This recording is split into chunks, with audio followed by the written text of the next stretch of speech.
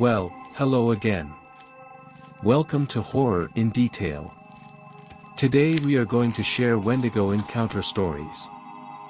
First story. This story was shared by you/Lord_Asparagus. Apparently skinwalkers come in pink. Christmas has never been my favorite holiday. Yeah, I love free stuff, but it feels like the amount of money I spend always outvalues the gifts I get. Other than that, I just don't prefer to hang around a large part of my family, especially for large gatherings. A large part of my family sees our gatherings as a perfect excuse to get black-out drunk and talk angrily at each other over politics and all other manner of controversial topics. My family's Christmas gathering 5 years ago was no different. I'd flown down to my grandmother's house in southern Florida as the plan was for everyone to meet there and get their fill of food and liquor before finding their way home. I only stayed at my grandma's house for an hour or so the previous year, so my mom asked that I stay longer this time.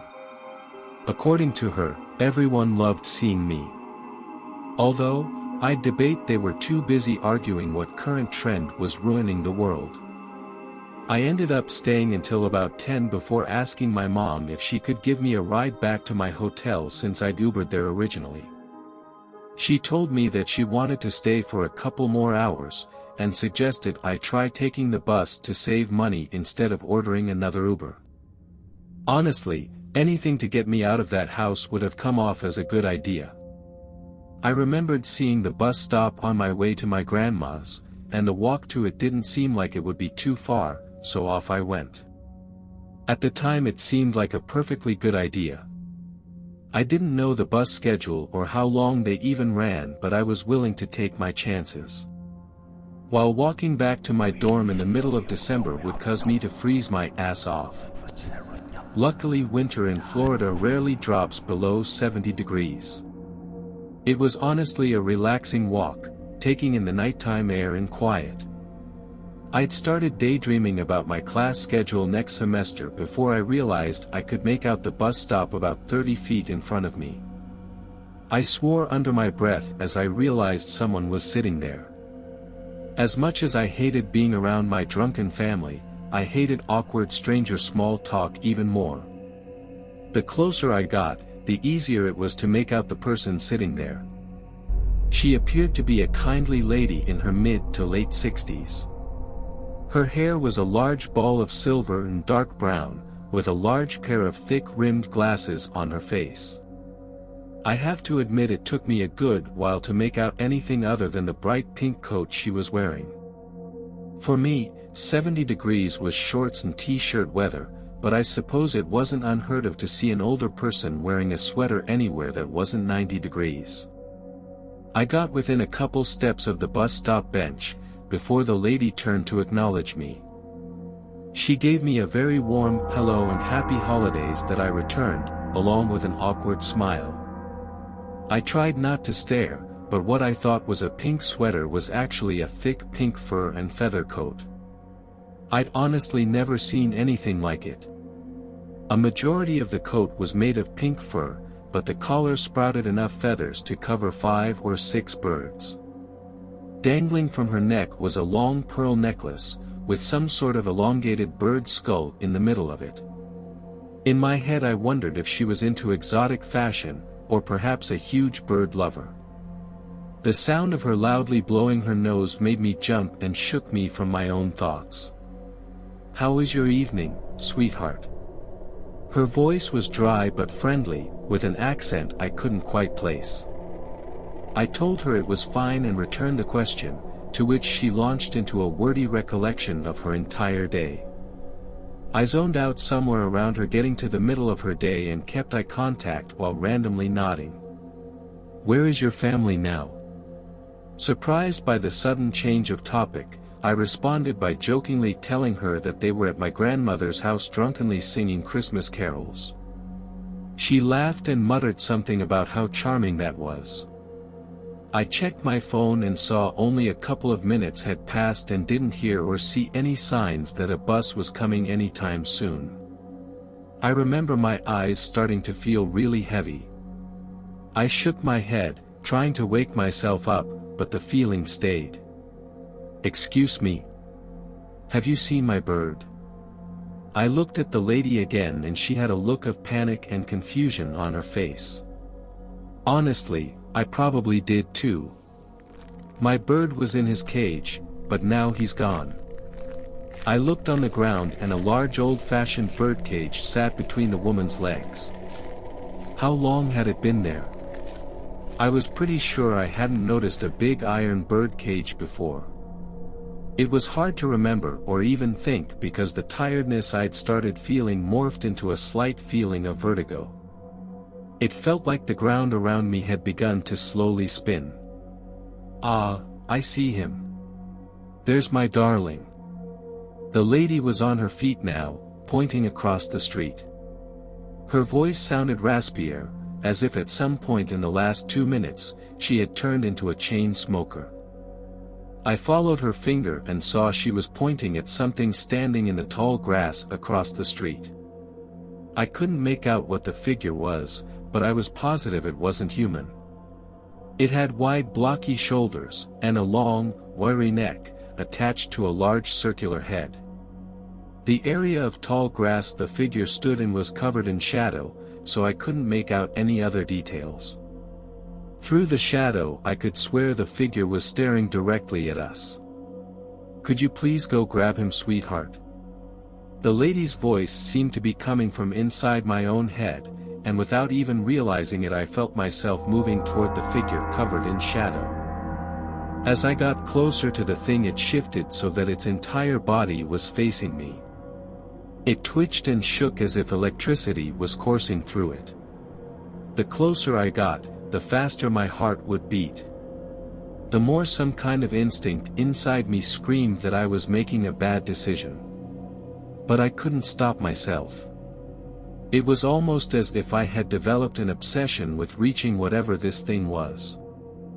I was halfway across the street and a sudden shift in the moonlight illuminated the creature enough that I got a look at something that could only have been born from a nightmare. It spread its arms like it was stretching a pair of wings.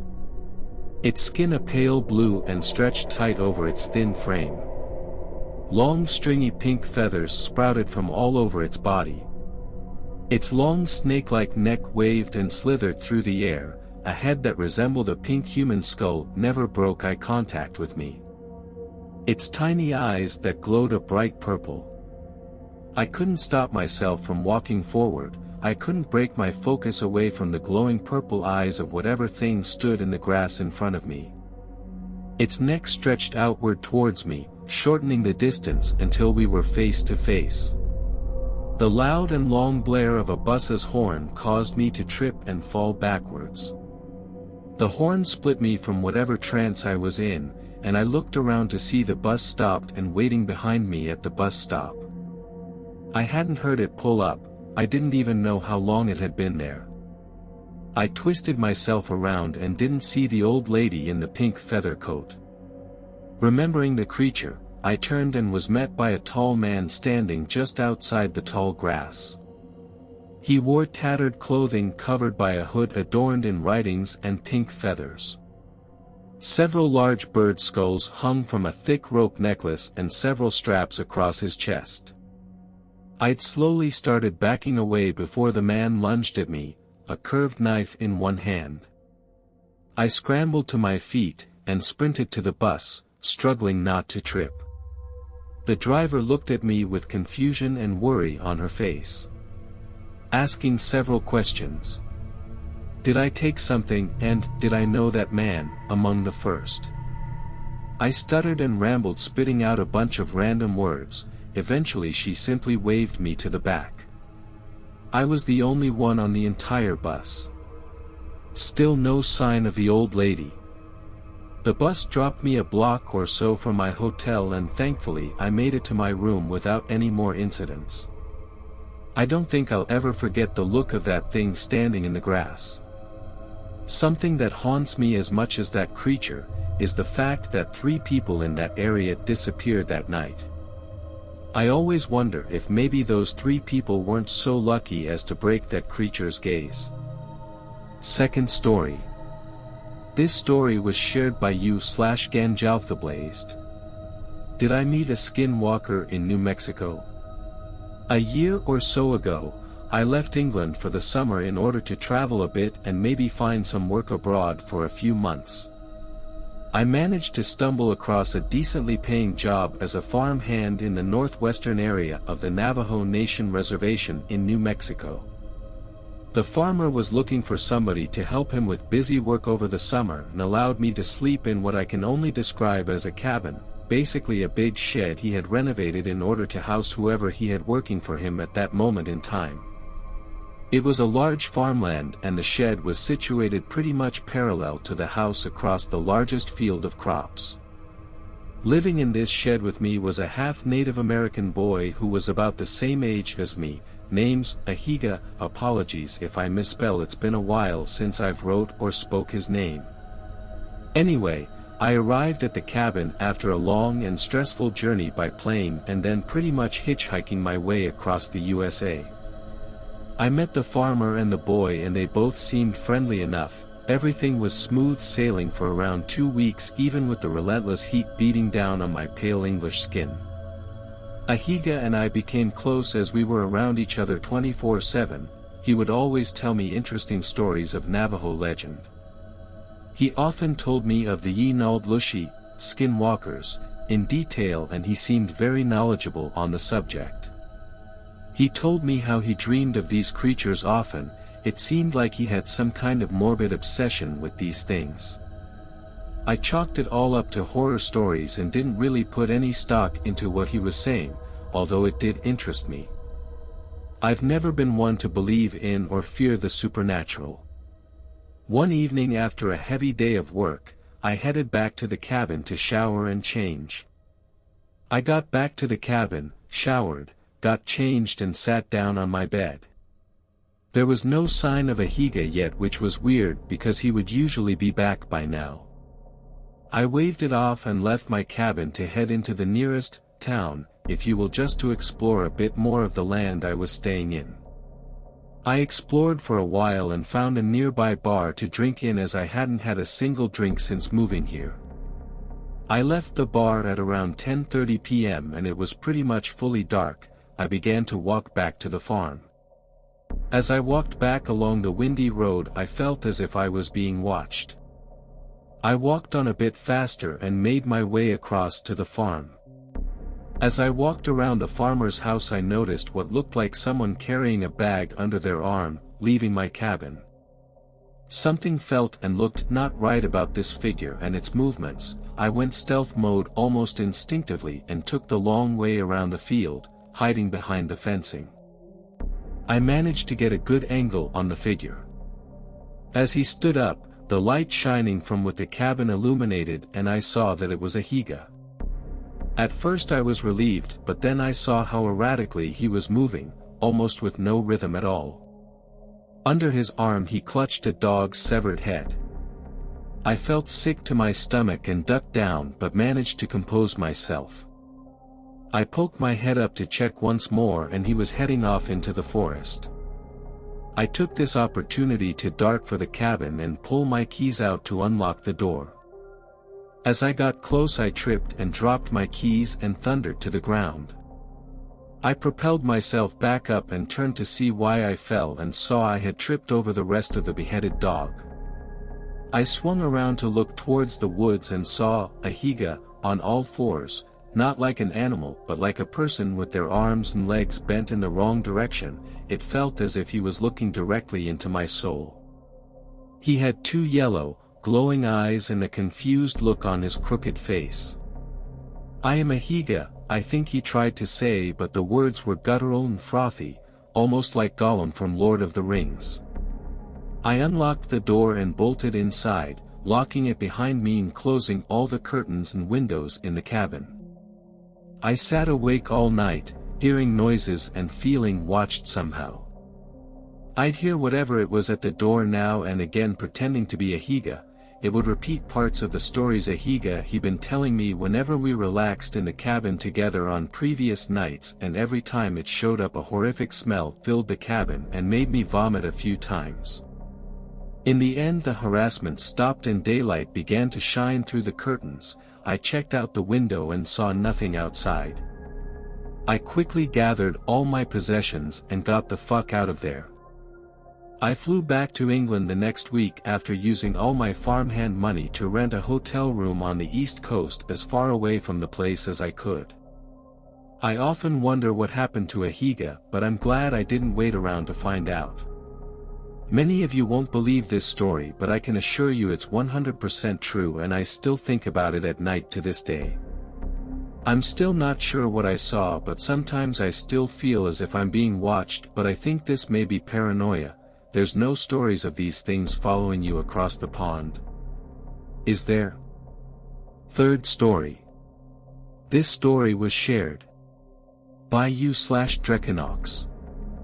I accidentally invited a skinwalker into my home.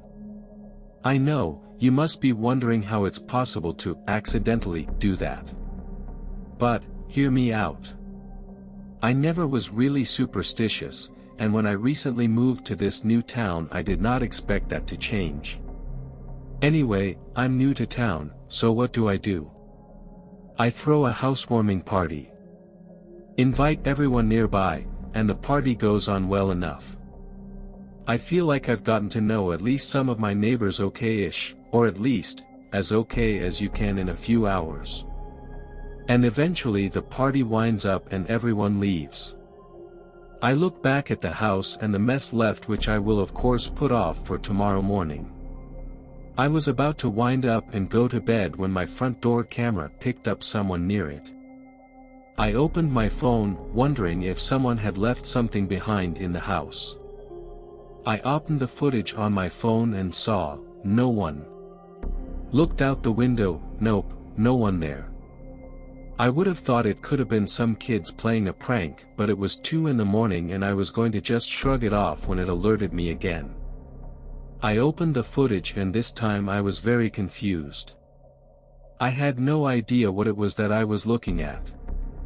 It looked like a dog, but far too big to be one. I only got more confused as someone stood up on its hind legs. And there was something off, for lack of a better term, about it. The eyes weren't moving or blinking. It looked like a costume of some sorts. At first I thought it was a furry and not some eldritch creature, not sure encountering which one would have been worse, to be honest, and opened my window and screamed at whoever it was to leave. Needless to say, this didn't work as I heard weird noises in response. Before I could think of anything else, there was a loud crash and I realized someone had torn the front door down. I immediately regretted that I was on the first floor. There was nowhere to hide. I couldn't run anywhere, and so I broke a window and then hid in a close that was out of the way. My hope was that the intruder would think that I had jumped out the window and ran and get out rather than check the closet. Unless they were a thief, but I had a gut feeling this was no robbery. They were here, for me. Through the crack at the bottom of the closet, I could see a shadow move across the opposing hallway. I could hear it now. It sounded like a weird mix of human and animal. I then heard a thump, and assumed it had jumped out the window, but I was so scared I didn't even move or dare make a sound until the sun came well up at around 8 a.m. As you can imagine, the fact that my front door was busted down drew a lot of attention. I called the cops, and though they might have been a bit skeptical at first, the signs of damage to my property were impossible to ignore, not to mention the footage from my camera. Later that day, Dan, someone I had just met, came over. He asked a few questions, then shifted his eyes around. "I know you might not believe me, but I think you encountered a skinwalker." Dan told me how he had seen one around these parts as a boy, but had been sensible enough to run back inside his house until the beast went away. As per him, those things will only get inside if you invited them in. But I never invited this one in. I protested. I was pretty cranky about the whole thing given the lack of sleep, and to that, he simply pointed at my front door. The banner that said "Everyone's welcome" that I had hung out before last night's party. Everyone. I had just handed that thing a blanket invitation. I took it down immediately. Even now, I sometimes wake up at night wondering how it would have been if my trick with the window hadn't worked. Thank God it did though, but I learned my lesson. Never again would I issue out a blanket invitation like that. Fourth story. This story was shared by u/xtenkixxkamenex. I think my dog is a skinwalker. I've been seeing a lot of skinwalker stories on this app lately, that goes along with videos on my TikTok. I did not really understand what a skinwalker was even, until I looked it up. When I did, I got chills down my back. That topic will always be the one thing that creeps me out the most till this day. And what is the worst part is I think I'm living with one right now. For the people that don't know what a skinwalker is, here is the definition. In Navajo culture, a skinwalker is a type of harmful witch who has the ability to turn into, possess, or disguise themselves as an animal. The term is never used for healers. Now these does seem like something from an urban legend or a creepypasta, and it is so likely that it is, but I believe it's real from the evidence that I'm about to tell you in a sec. Now if you look up skinwalker, it's going to show you a creature with a moose-looking head and a human body. Now that is just the creepypasta version that does not creep me out. What does creep me out is like the dogs, deers, and animals that are skinwalkers. I hope you can find some pics of those cause they are scary AF. Now to the point. I got my German Shepherd, Mina, a while back. She was a stray dog who was badly hurt, so my parents brought her in. I fell in love right away. She's the best dog ever, but there are some things you should know about her. Mina is like really smart, like NGL. She once opened my door, which I know a lot of dogs can do that, but listen to this. We have an older dog, Misty, and if we have to give her medicine from like the vet, we just wrap it in cheese and she doesn't even notice the pill is in there. Now Mina instantly knows she will not eat that pill. One time we crushed it up in her food until it was almost unseeable. Still she would not eat it. Now this is not foolproof cause German Shepherds have a really good sense of smell, but listen to this, this is where the story gets scary. I was sitting on my couch watching horror movies, falling asleep. I could barely keep my eyes open. I was almost asleep when I heard a door open and shut. My eyes slightly opened to see a figure walking stumbly and slowly towards me.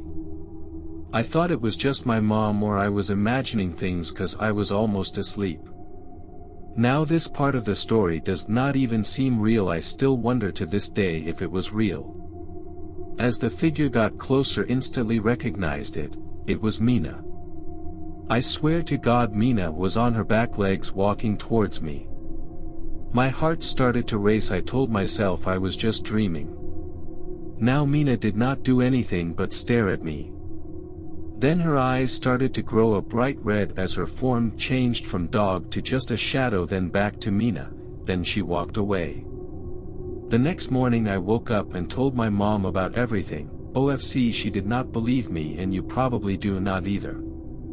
Even though it doesn't seem real, I swear it was.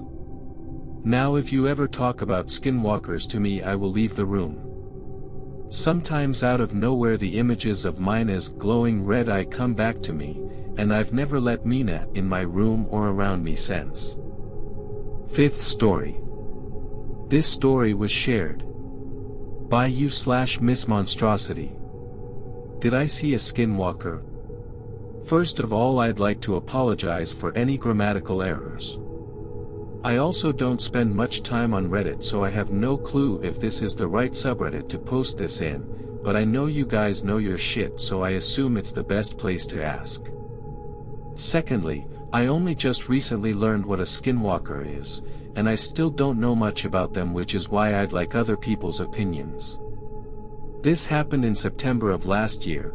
We live on a huge horse farm in southern KY. My mother, the horse fanatic in the family, travels all over the country taking out horses to shows and competitions. During that time I usually get stuck at home with the responsibility of feeding the animals and other non-show horses. My parents were at a weekend-long show. It was around 5:30 p.m. and I was on my way down to the barn to give the horses their evening meal. Our horses are arranged into multiple sections, pregnant mares in one, show horses in another etc. Hey, race a screen cap from Google Earth of it to kinda give you guys an idea. Imager. I was almost done feeding and only had the southwest corner section to go, when I looked into the field that lined that section, that we let the horses graze in the spring, and saw something that I really can't explain with words.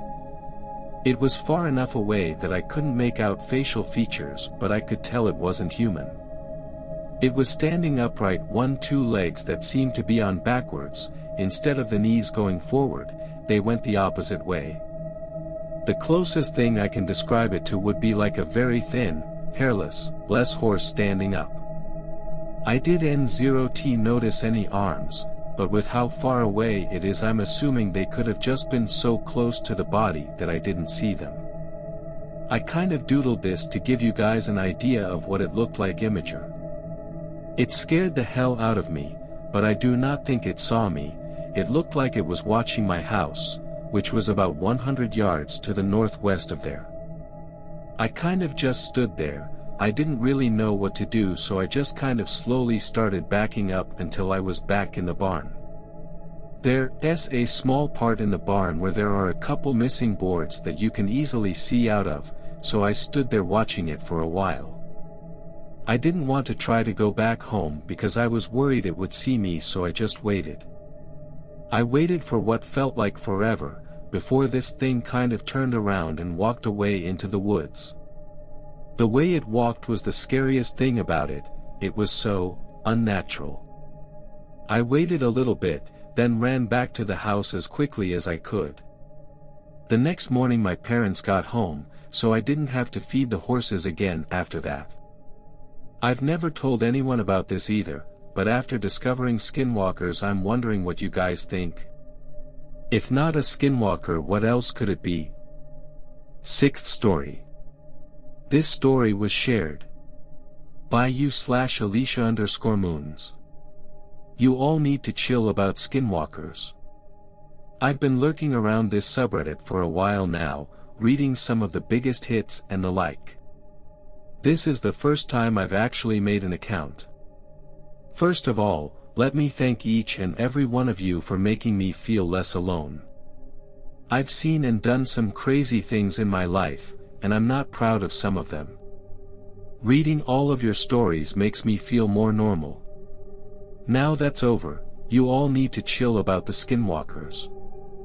I mean, the second you see someone talk about their experiences in a forest, you all run around screaming, "Skinwalker," like it's the end of the whole world and they're definitely going to die. And you do that regardless of where they are geographically, what time of year it is, or even the types of events they're experiencing. Honestly, it's enough to make me want to bang my head against the wall sometimes. First of all, they aren't even skinwalkers.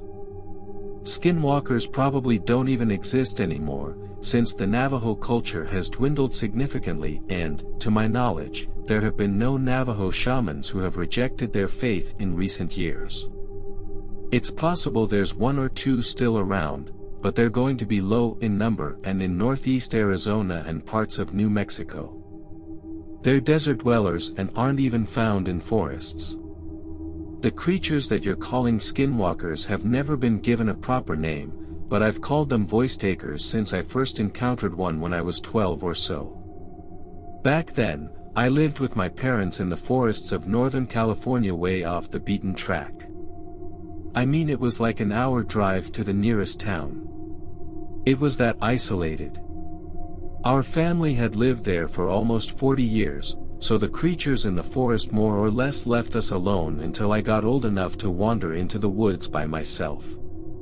They were always curious about me, and more than once I had one knocking on my window in the early hours of the morning, but I don't count those as encounters because I was never in any real danger. The first time one properly got to me, I was 12 years old and out in the forest alone for the first time. It was my first year going to school instead of being homeschooled by my mother, and I, like most 12-year-olds, hated school. So I went into the forest to blow off some steam. It was getting dark already, and was approaching sunset, which is important because voice takers, like most of the creatures in the forest, are nocturnal. I was walking along one of the trails, not paying attention to where I was going, when I heard someone call my name. They sounded just like my mother. So I called back, "Mom." And, of course, it called to me again. Let me just say that this voice taker was smart. In fact, it was the smartest voice taker that I've ever come across. Most of the time, they aren't much more intelligent than your average dog, which is why they usually imitate animals. That's just as effective as using a human voice. You would not believe the number of campers who will follow the sound of a dog barking in the forest for miles. Anyway, it was calling me from the direction of my house.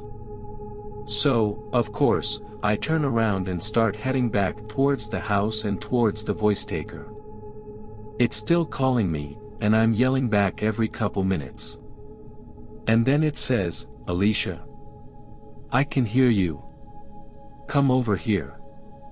It sounded like my mother was terrified. I never saw my mother afraid before or after this incident, but I knew that she was then. This voice taker does fear and anxiety really well, by the way. Before I moved away from that house, I could pick it out of a crowd because it always sounds hurt. So I start panicking a little, not knowing why she was upset. I could tell that my mom was off the path, so I stepped off of it and kept following the sound of her voice, all the while telling her I was coming and to just wait for me. I get to where her voice is coming from, and it's coming from right behind this big tree. I walked around it, and the voice taker was there. One of the things you guys always get right is that voice takers don't want to be seen. They prefer to stay hidden until the very last second, and there is a damn good reason for that. They are ugly and awkward and won't pass for anything besides a voice taker when you lay eyes on them. This one was standing upright with its back against the tree, with its huge circular mouth hanging open, humpbacked with its shoulders at an awkward angle. One of its legs had been broken at some point and it was standing awkwardly. It was scary as hell to hear my mother's voice echoing out of that gaping circular hole it called a mouth. "There you are, Alicia," it said. I tried to run away, obviously, but it grabbed me. It wasn't much larger than I was, and it was skeletal and weak-looking, but being grabbed by it felt like I was being held by an adult 3 times my size. It threw me to the ground and climbed on top of me.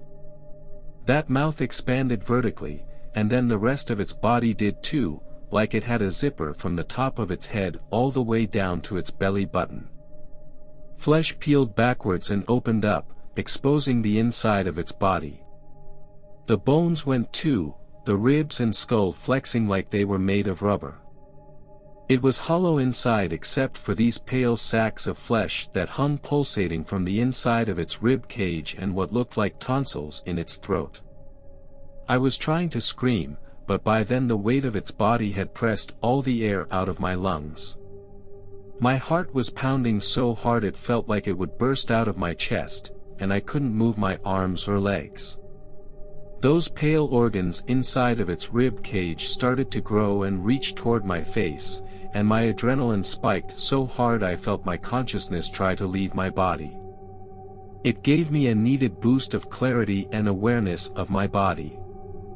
I managed to get my legs up against the voice taker and started kicking the inside of its torso, contorting my body to keep my face as far away from its organs as possible. After a couple seconds of that, it shifted to hold down my legs and I got my arm loose. To this day, I don't know why I thought it was a good idea, but I reached out and punched it in the tonsil. It screamed so loud and in so many different voices all at once that my senses almost couldn't handle it. It was like being blasted full volume with every action movie fight scene all at once. My ears started ringing and I actually thought I had died for a moment. Then I realized I was still alive and I punched again, hitting the other voice sack this time. The same thing happened again, and the voice taker was finally stunned enough to loosen its hold on me a little bit. I kicked it off of me and got to my feet. I seized the nearest large stick and hit the thing in the head twice. Then its zipper started to close up again. Instead of leaving well enough alone, I grabbed whatever I could from the ground and stuffed it inside. Rocks, leaves, beetles, flowers, pine needles, it all went into that voice taker. I wasn't able to get much in there, but what I did manage was enough to make it retch and spill open again, its body literally turning inside out. While it was lying there writhing and flapping like a demonic manta ray, I stood up, still holding the stick I had used to beat it. Which is when I noticed there were 3 more watching me from the tree line. At this point, it was almost fully dark, but I could make them out because my entire body was aware of their shape now, like how you instantly recognize a snake when you see one. I was dead terrified, but I was angry too at that point, and I knew they wouldn't just let me leave.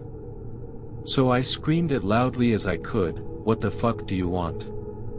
I'll beat you all too." But none of them approached me, and after a few seconds, I backed away from all 4 of them. When none followed, I took my new stick and ran all the way back to the house. I was bleeding from the ears and temporarily deaf for about 10 minutes afterward, and sometimes I still hear ringing in my ears because of it. The voice takers never tried to lure me away ever again. I would tell you that I don't know why they all didn't pile onto me that night and kill me, but that would be a lie. I won't tell you why right now though. If people ask, I might explain later, but for now, let's just say that there's a whole lot more than voice takers in most forests, and they're like coyotes or foxes in terms of the food chain, mostly feeding off scraps and remains other creatures leave behind. I learned later that their diet mostly consists of leaves and grass, that they only go after humans and other large animals during their breeding season, which begins in late summer and extends to mid-fall. The other thing that I learned later is why punching that voice taker in the tonsil, they collect sounds in the sacs in their throat. I don't know how, but they literally capture voices and release them back out. The voice taker that attacked me must have been hanging around the house for months or years catching fragments of my mother's voice in order to catch me off guard. When I punched those sacs, I released all of the sounds that the voice taker had stored up. It was the equivalent of punching someone's breath out of them, but like I had actually managed to collapse its lungs. Now, obviously, I don't recommend dealing with voice takers this way, since you'll probably just be eaten by others even if you incapacitate one in this way. Instead, if you think you're being attacked by voice takers, set up speakers facing outwards from your house or campsite and play something with a whole bunch of voices in it. Sitcoms and comedy shows with ensemble casts are best, especially if they have a laugh track. The voice taker will be so preoccupied with collecting new voices and sounds that it will probably stop trying to attack you for that night, and then instead of hearing the voices of your friends or animals calling you from the woods, you get to hear snippets of dialogue from the office for a week or so. It's good fun, and a lot less difficult to explain away. Plus, you'll give the other creatures in the woods a laugh with it, which is always a good first impression.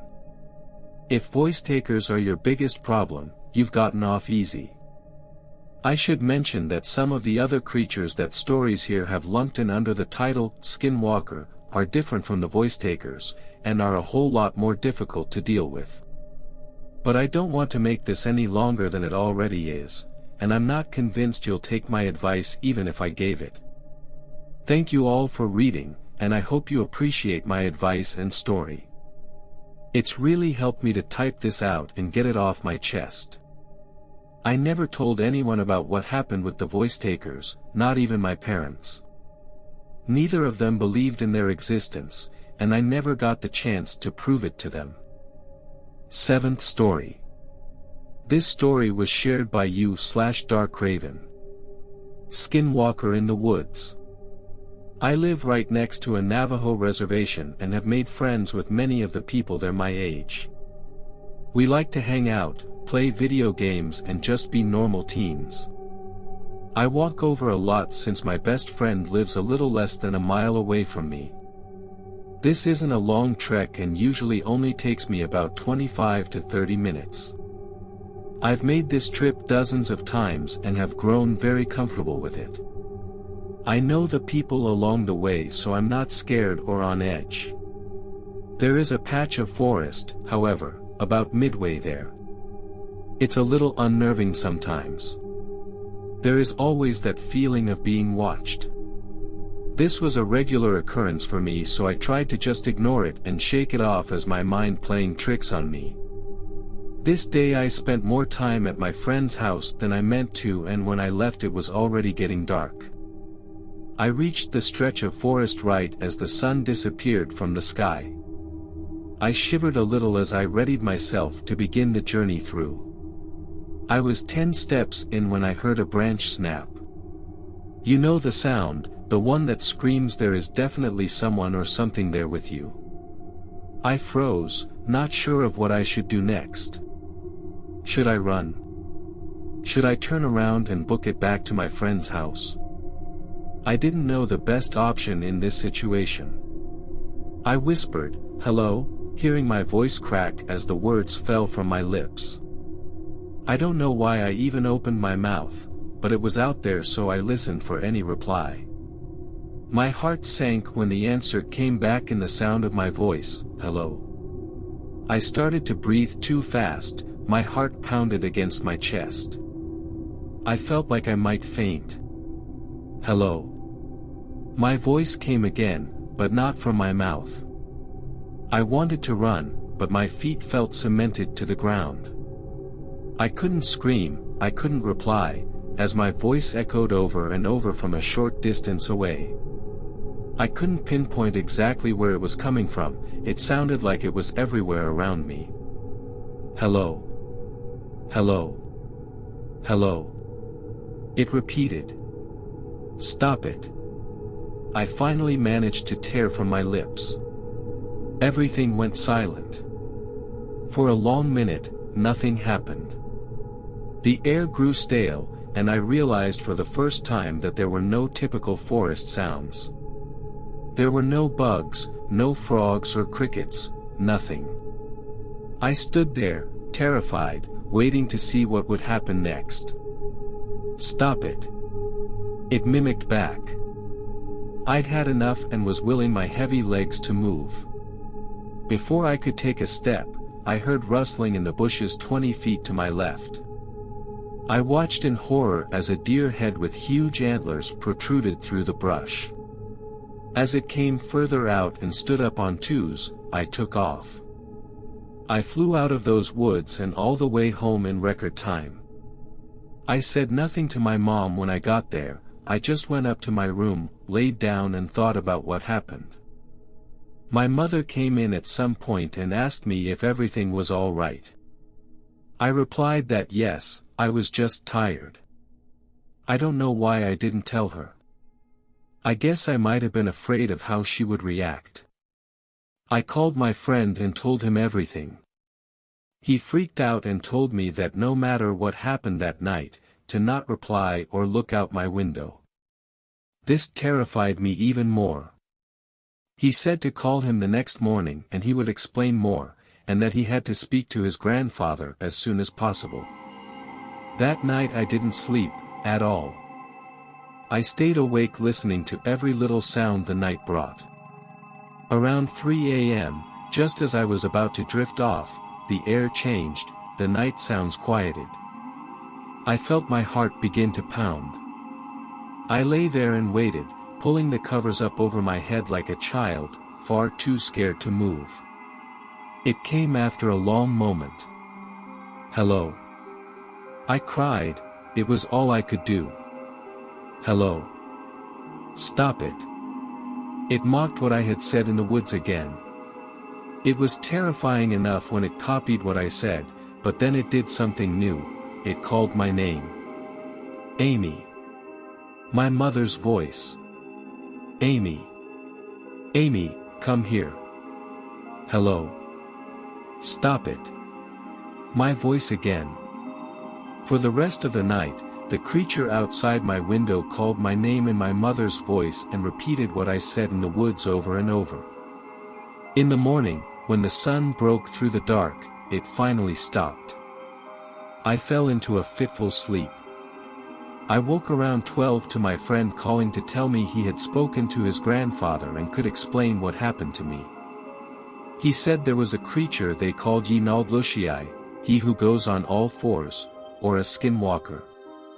He explained that it was an evil witch that used dark magic to transform into an animal with the attributes it required and that it had caught my scent and knew me now. I was also given a warning, that since it knew me it would always follow me, that I would always have to be careful. Last night I heard scratching on my window, then a low hum. The creature began saying my name again, but also adding in things I hadn't said, in my mother's voice. At one point it started calling my name, but drawing it out really far like, Ea Ea Mai. It tried to get me to come outside, or to open the door and let it in my house. This went on all night. At this point, I feel like I'm going crazy. I don't know what to do. Is it seriously going to stalk the shadows around me for the rest of my life? I don't think I can take that. 8th story. This story was shared by you/Darkraven. Skinwalker in the woods. I live right next to a Navajo reservation and have made friends with many of the people there my age. We like to hang out, play video games and just be normal teens. I walk over a lot since my best friend lives a little less than a mile away from me. This isn't a long trek and usually only takes me about 25 to 30 minutes. I've made this trip dozens of times and have grown very comfortable with it. I know the people along the way so I'm not scared or on edge. There is a patch of forest, however, about midway there. It's a little unnerving sometimes. There is always that feeling of being watched. This was a regular occurrence for me so I tried to just ignore it and shake it off as my mind playing tricks on me. This day I spent more time at my friend's house than I meant to and when I left it was already getting dark. I reached the stretch of forest right as the sun disappeared from the sky. I shivered a little as I readied myself to begin the journey through. I was 10 steps in when I heard a branch snap. You know the sound, the one that screams there is definitely someone or something there with you. I froze, not sure of what I should do next. Should I run? Should I turn around and book it back to my friend's house? I didn't know the best option in this situation. I whispered, "Hello," hearing my voice crack as the words fell from my lips. I don't know why I even opened my mouth, but it was out there so I listened for any reply. My heart sank when the answer came back in the sound of my voice, "Hello."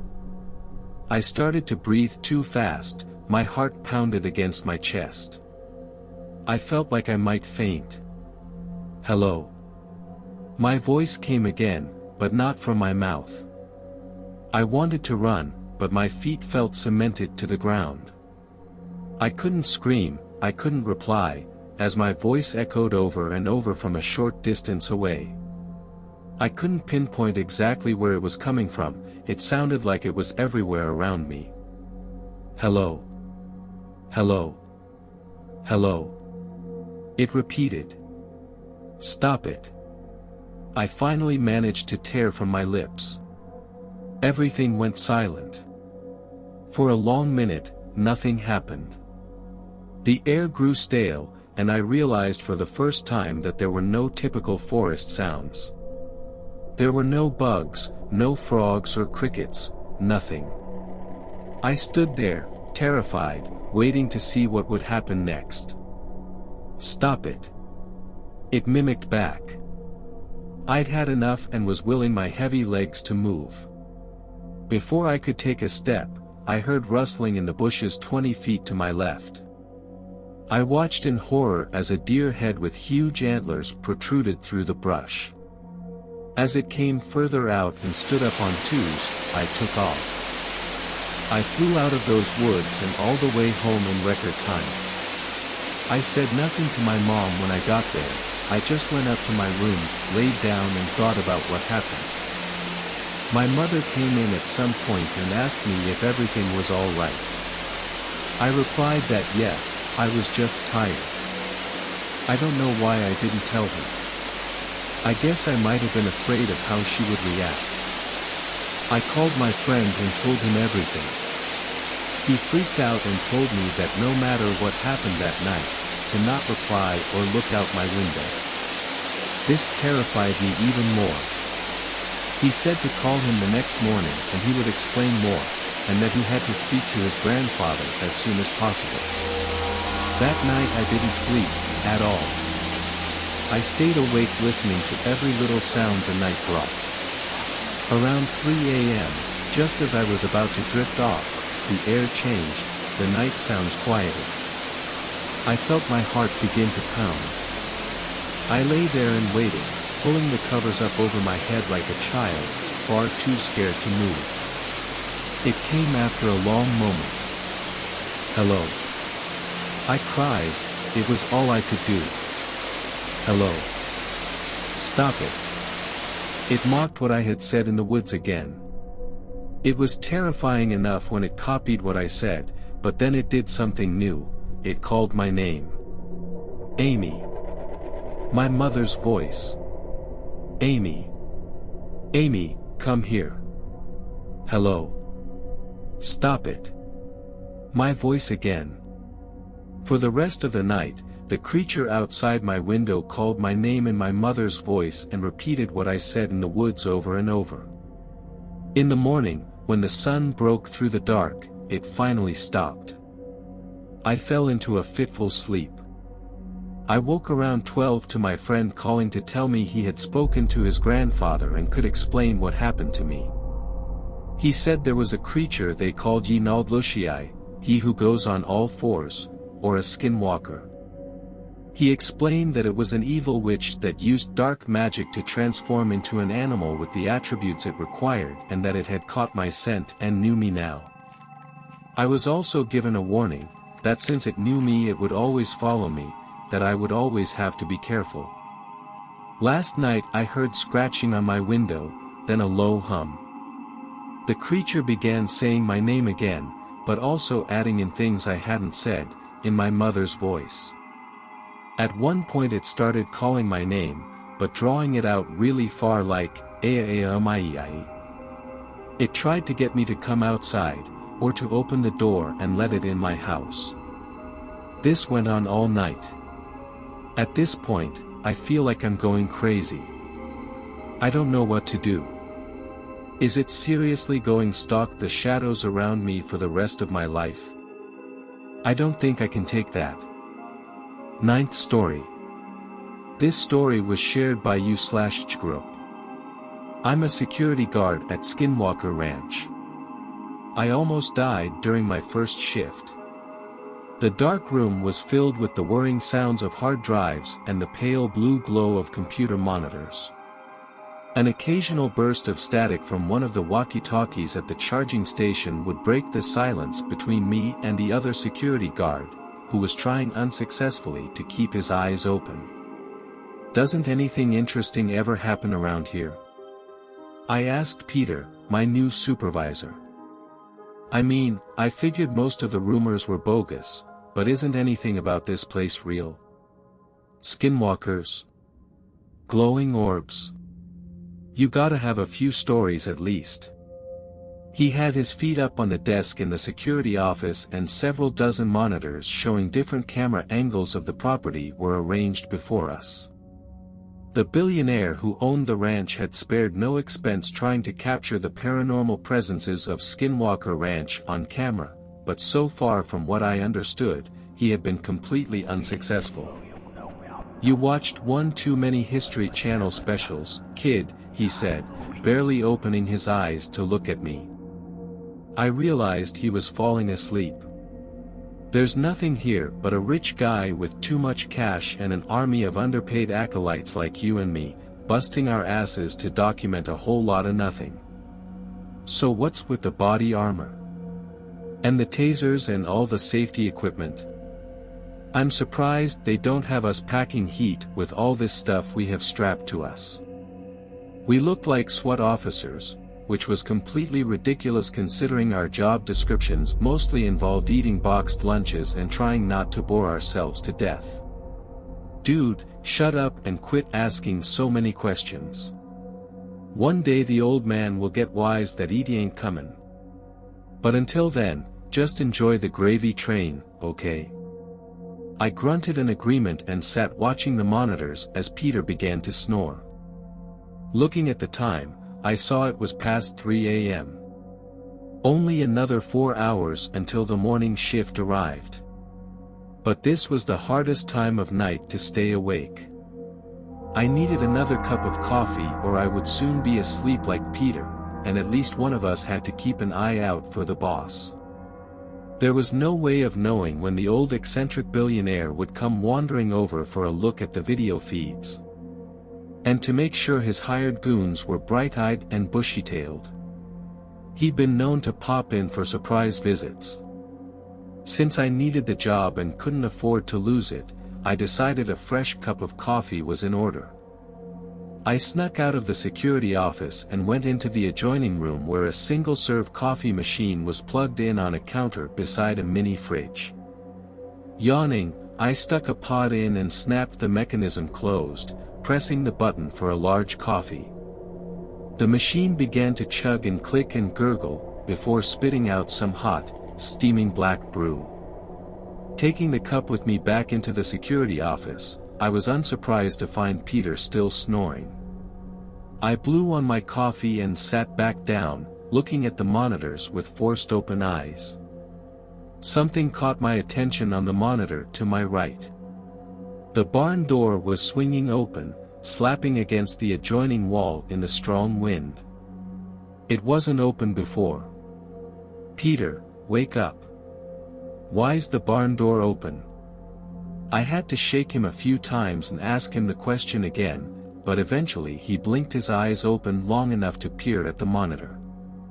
"Bossman's probably out there polishing the ATVs or something. Why do you care? If there was a perimeter breach it would have set off an alarm. Cleaning the four-wheelers at 3 a.m. Why would he do that?" Peter opened his eyes up all the way. "Yeah, you're right. It could be a test, he likes to do that sometimes, to make sure we're not sleeping on the job. You go out there, newbie. I'll stay here and watch the feeds." He put his helmet over his eyes and I could hear him resume snoring a moment later. If it was the boss out there, I wasn't going to cover for Peter, I thought to myself. This guy was useless. It seemed like he didn't know the first thing about property protection or security procedures. I was worried if something really did happen he'd be useless, or would do more harm than good in a crisis. But luckily we were on a farm out in the middle of nowhere. Besides, nothing bad ever happened at Skinwalker Ranch, despite its reputation. Or so I thought. As I made my way out through the hallways of the farmhouse which had been converted into a makeshift security compound, I found myself feeling nervous. Something about this wasn't right. The idea that the boss was out in the barn at 3 a.m., testing our preparedness, didn't jive with me. But I supposed it was possible.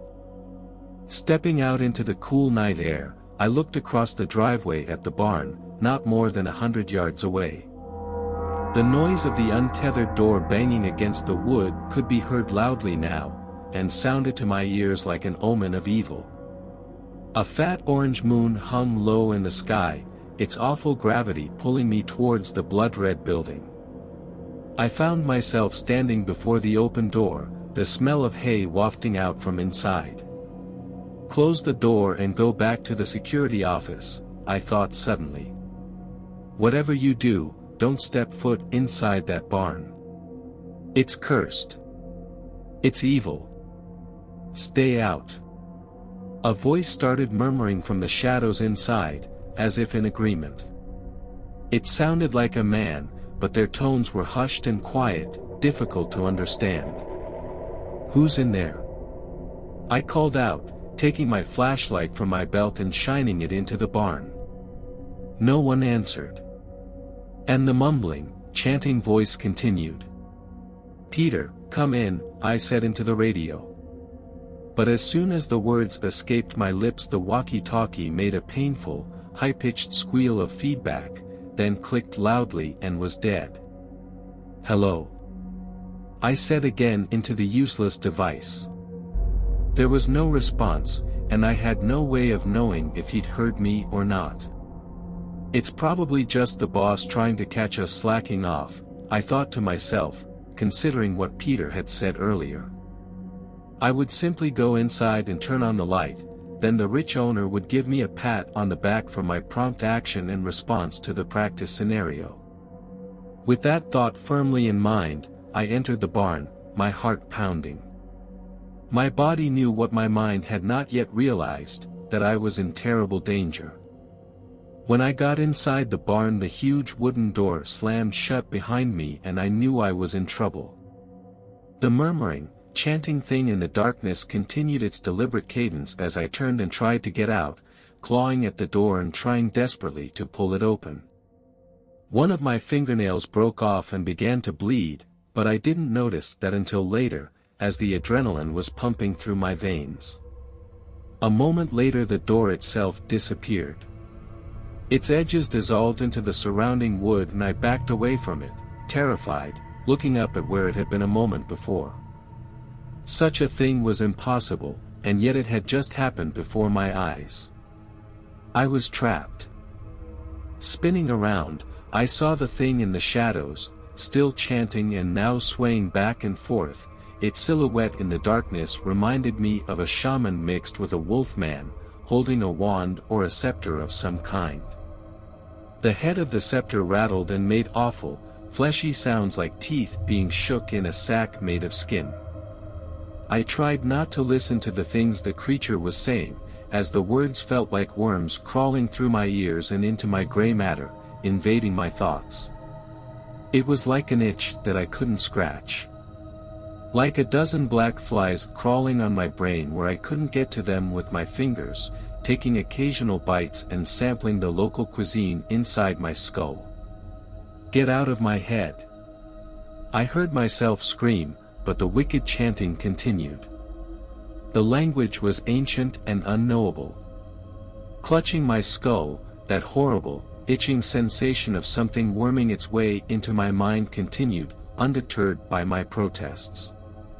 I looked around and saw other dark forms were in the barn with me. They looked like shadows at first, moving along the ground like dark puddles spreading outwards from a surrounding oil spill. But then the things began to take shape and rise up, shedding their two-dimensional forms and turning into humanoid beings with pitch-black features. The shadow creatures moved slowly and deliberately, their mouths yawning open as they approached me with curious faces. Their features were black holes within their dark forms. They reached out towards me as the chanting thing in the corner raised up its hands like a preacher in a demonic prayer service, its voice rising higher and higher in volume. Red-painted walls all around me began to drip and bleed, revealing ancient, druidic symbols which were carved deep into the wood underneath. Suddenly the entire barn felt like a living thing, as if I was inside the belly of some great, horrible beast, which was inhaling and exhaling all around me.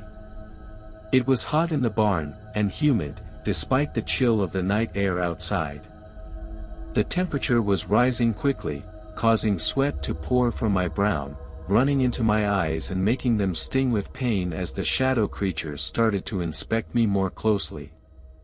Each one took its turn leaning in close, running its oily hands over me and judging me somehow. They made whispering noises back and forth, and a few took sample bites of me with shadowy mouths, leaving oddly non-bleeding wounds in my flesh. I cried out in pain each time, and it seemed like they were shushing me as they raised up their extremities to my face with every noise I made. For some reason I found myself obliging. Finally one of them seemed to settle on taking me for themselves, as the chatter between the shadow creatures stopped and it smiled broadly, looking pleased with itself. The creature resembled a black panther about to pounce as it leaned in towards me. It looked as if it was preparing to dive into my mouth to make a home inside my body permanently, when the huge wooden barn door, which had previously vanished, crashed in behind me. Glaring spotlights filled the space, and I looked around to see the shadow things were dispersing. The shaman creature in the corner, who had been chanting in wicked tones, made a circular motion with his wand and a dark hole appeared in the wall, which he proceeded to exit through. It disappeared a second later, closing tightly behind him. Looking around, I saw the barn around me was no longer painted bright red. It was old and run down, dilapidated and out of use. The ceiling was broken and sagging, revealing stars through a gaping hole up above. "What the hell are you doing in here, kid?" one of the security guards was asking me. "You're not supposed to be in here. Nobody's allowed in this building. It's not safe." "But Peter told me to go check it out. He was sleeping." I never told you to go in here. "I haven't even seen you since you disappeared earlier," said Peter, stepping out from behind the other guard. "You're lucky these guys came to check in here after hearing you screaming. This building is off limits, can't you see it's ready to fall down any second? But I was with you, just 10 minutes ago. You said dash. Don't put words in my mouth, kid. And don't make up stories. I didn't tell you to do anything. I turned around and you were gone. I figured you went home, to be honest. Thought maybe this job wasn't for you." I stuttered, unsure what to say or how to respond to this. I was sure Peter had told me to go out to the barn to check it out. Was I remembering it wrong? Was I really that tired? Or had I been spending my shift with an imposter? How was I supposed to know what was true? "Looks like we might have a 278, said one of the guards nervously. "The skinwalkers are back." "Don't talk about them," snapped the supervisor. "You know the rules. You talk about them and that's when they show up. Everybody get inside, now. Buddy protocols. You need to go to the bathroom, take your buddy with you. You know the rules, Peter. We've got a code black, by the sounds of it." Everyone drew their weapons and I saw these other guards had guns with odd, futuristic attachments on the barrels, strange translucent white pieces that looked like oversized silencers. I hadn't seen any of these people when I arrived, for the first half of my training shift. It turned out they lived on the property and were paid handsomely to be on call to respond to any events as they occurred. "You guys gotta be kidding. Skinwalkers? Really?" my supervisor asked as we hustled inside. Peter looked unimpressed by all that was happening and I realized that he didn't believe in anything supernatural. He was a die-hard skeptic of such things. "Guys, come on," he said dryly. "This is complete paranoia. The kid just had a panic attack or something. You don't really believe in this stuff, do you?" "Quiet," one of the heavily armored guards snarled at him. "You don't know shit about what happens in this place. You've only been here a month. The boss should have known better than to let you train the new guy. He could have gotten himself killed. I felt queasy and numb all over when he said that, realizing it was true. If they hadn't arrived when they did, who knew what might have happened?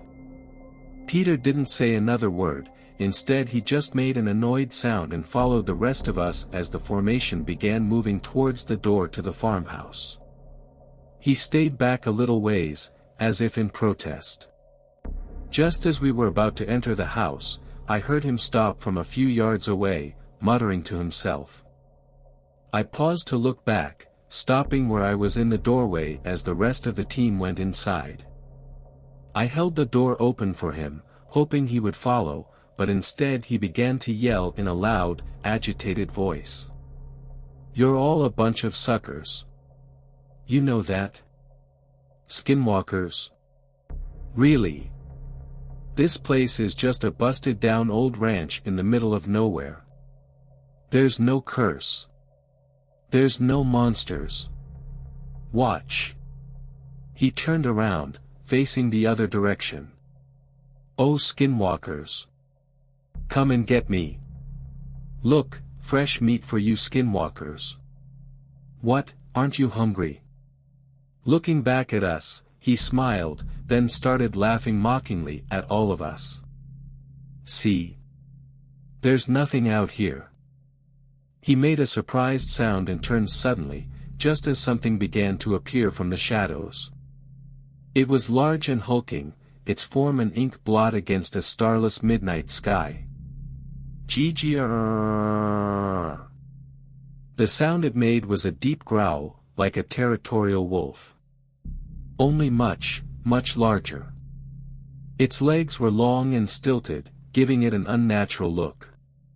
Its fur was bare in places, mangy and full of clumps and burrs. "Nice doggy," Peter said, backing away, his hands extended outward defensively. "That's not a dog. Get inside the damn house." "Now," screamed a voice from over my shoulder, deafening me. Several other dark shapes emerged from the periphery of my vision, crowding around Peter and surrounding him.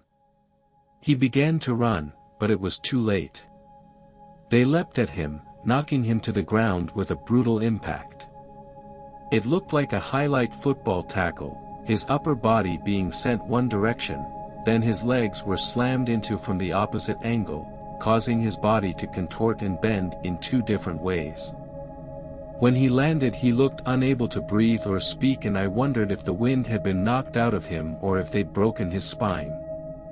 I instinctively began to run towards him, thinking I could save him, but one of the nearby guards grabbed my arm and pulled me back. If not for that, I'd probably be dead.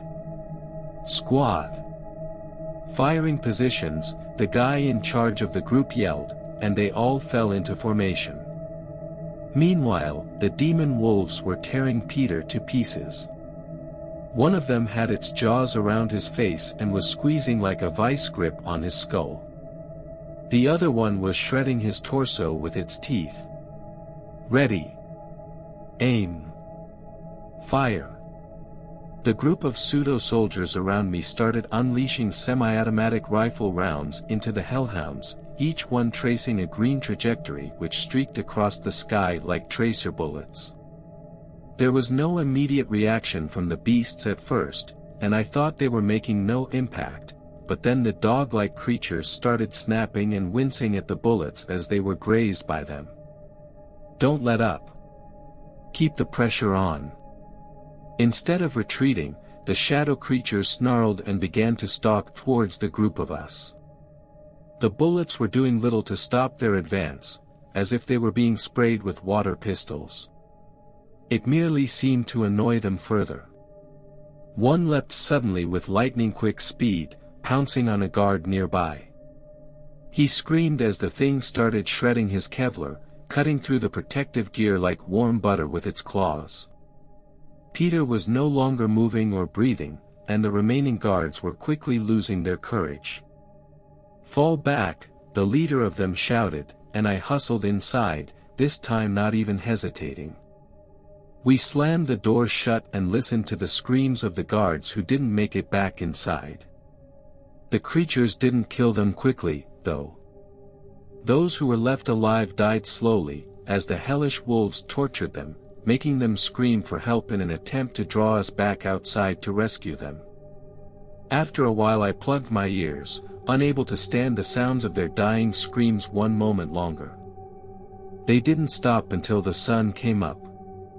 And by then the creatures were gone. You'd think there would be some evidence. That one of the surveillance systems would have caught something. But the cameras showed nothing. The next day, I saw the tapes myself. They showed nothing but a peaceful farm until about 3:30 a.m., when all of them went dead at the same exact instant. Authorities investigated the incident and I gave a statement about what I'd seen. At least, as accurate of a statement as I could, under the circumstances. The whole thing was written off as a wild animal attack, and once the dust settled the whole team was let go, fired for our inaction during the event. Not that I ever wanted to go back there again anyways. I'll never forget what happened that day, and what the guard said about them showing up when you talk about them. 10th story. This story was shared by you/NavajoJoe00. This is my father's story written from his perspective. It follows an experience he had with a skinwalker on the Navajo reservation. When I was about 11 or 12, we lived in a small house made of mud and stone. A lot like our house now. It was 2 of my brothers and I in the house. Everyone else had gone to the James feast and left us to tend the sheep. We were getting ready for bed when we heard the dogs going crazy outside. Thinking it was nothing more than coyotes howling in the distance, we told them to be quiet. We began to drift off into sleep, and the dogs would not shut up. Somehow, I was able to go to sleep for a few hours. Then I woke up very late in the night. It was very quiet and still in the house, save for my brother's snoring and breathing.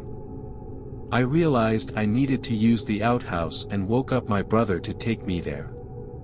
He teased me about being scared, which I certainly was. We went out with our flashlight to the outhouse.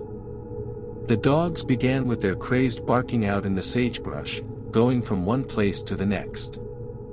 My brother went first and I waited outside for him. While waiting, I tried to follow the dogs with my flashlight. Suddenly there was a very loud whine from one of the dogs. Then everything went quiet again. It was really too quiet for that time of year. Not even the sheep were making noise. Suddenly I heard a few of the dogs going completely mad by the truck. When I looked over, there was this man. He was unbelievably tall, leaning one arm on the cab roof of the truck. He was looking at the dogs for a little, and then suddenly kicking one of them. They all scattered in different directions. The thing looked up at me and I saw its face. It had a pure white face, like a full moon, 2 burning red eyes, and a slight smile that was pure black. I could not move or make a sound. It began to walk toward me with long strides, until it finally towered over me. All I began to see was a dark red.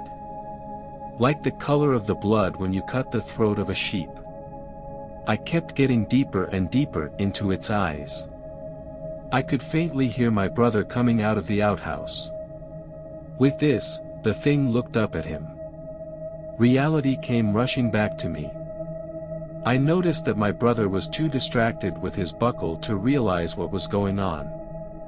I also noticed this thing's long hands hovering just inches from my head. Its skin was black ash, and he smelled like a bloated dead animal in summer.